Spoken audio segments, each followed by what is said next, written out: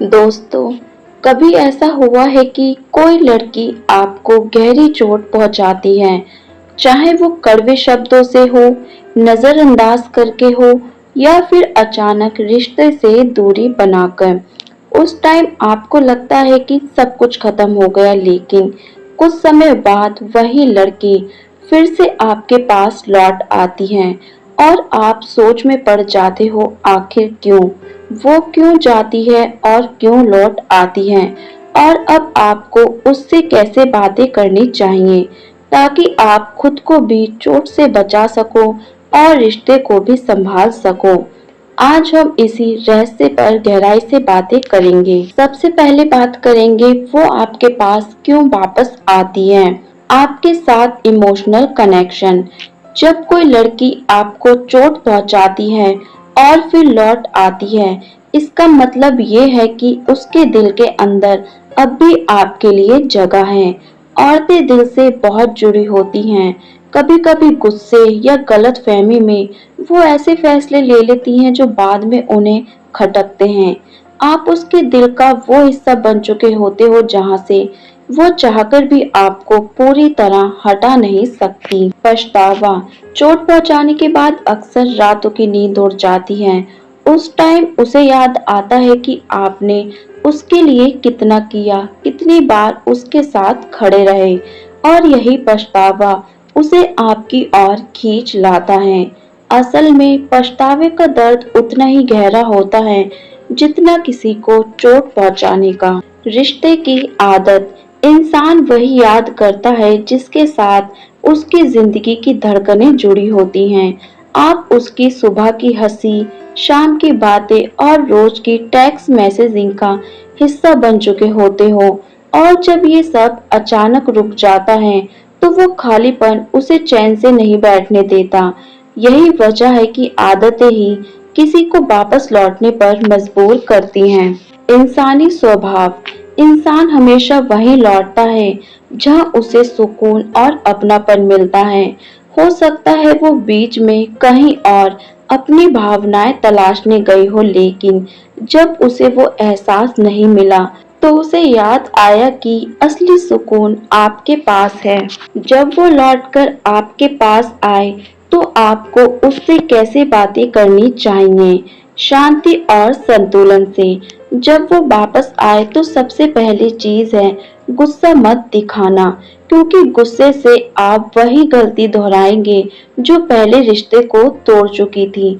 बल्कि आपको अपनी शांति से उसे ये महसूस करवाना है कि आपको दुख पहुंचा है, लेकिन आप अब भी मजबूत खड़े हो। स्पष्ट लेकिन सॉफ्ट तरीके से। उससे सीधे मत कहो तुमने मुझे बहुत दुख दिया, बल्कि थोड़ी नरमी से कहो जब तुम दूर चली गई थी उस टाइम मेरे लिए बहुत मुश्किल था, लेकिन मैं जानता हूँ कि तुम्हारे मन में उस टाइम कुछ चल रहा होगा। ये तरीका उसे डिफेंसिव होने से बचाएगा और दिल खोलकर बोलने का मौका देगा। सीमाएं तय करो। प्यार का मतलब सिर्फ स्वीकार करना नहीं, बल्कि अपनी हदें भी तय करना होता है। उसे साफ बताओ, अगर हम इस रिश्ते को आगे बढ़ाना चाहते हैं तो एक दूसरे की इज्जत करना जरूरी है।